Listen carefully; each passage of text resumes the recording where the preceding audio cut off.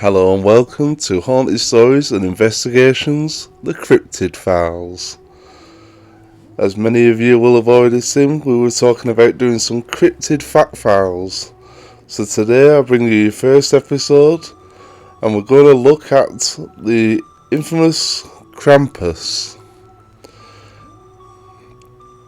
Krampus, in Central European popular legend, a half-goat, half-demon monster that punishes misbehaving children at Christmas time.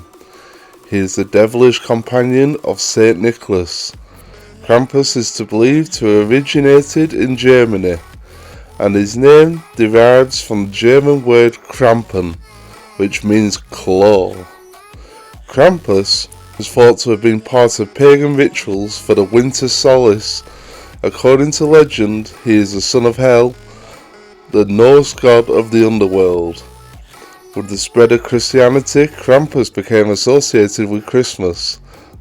Despite efforts by the Catholic Church to ban him, the creature and St. Nicholas are said to arrive on the evening of December the 5th. While St. Nicholas rewards nice children by leaving presents, Krampus beats those who are naughty with branches and sticks. In some cases he is said to eat them or take them to hell. On December the 6th, St. Nicholas Day, children awaken to find their gifts or nurse their injuries. Festivities involving Krampus include Krampus Run. In this activity, which often involves alcohol, people dressed as the creature parade through the streets, scaring spectators and sometimes chasing them. Beginning in the late 20th century, amid efforts to preserve the cultural heritage, Krampus runs became increasingly popular in Austria and Germany. During this time, Krampus began to be celebrated internationally, and the monster's growing appeal was evidenced by numerous horror films. Some claim that the expanding popularity of Krampus was a reaction to the commercialization of Christmas. His long pointed tongue lolls out, and his fangs Krampus carries chains, thought to symbolize the binding of the devil by the Christian Church. He thrashes the chains for dramatic effect. Who is Krampus? Krampus, in Austria and across the German-speaking Alpine region, the demonic creature is a crucial part of the holiday season. He's a devilish figure with long horns and a gauty beard, much like typical portrayals of Satan.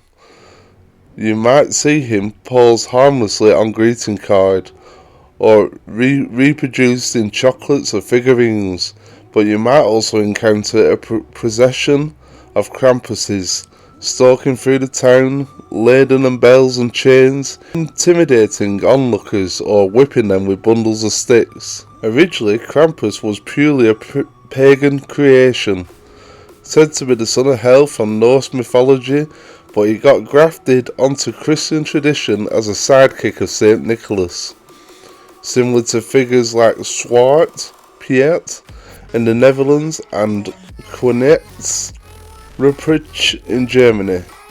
Since the 17th century, the two have been linked in a sort of Christmassy yin-yang, with Krampus as Saint Nick's dark companion. Costumed figures of the two traditionally visit houses and businesses together.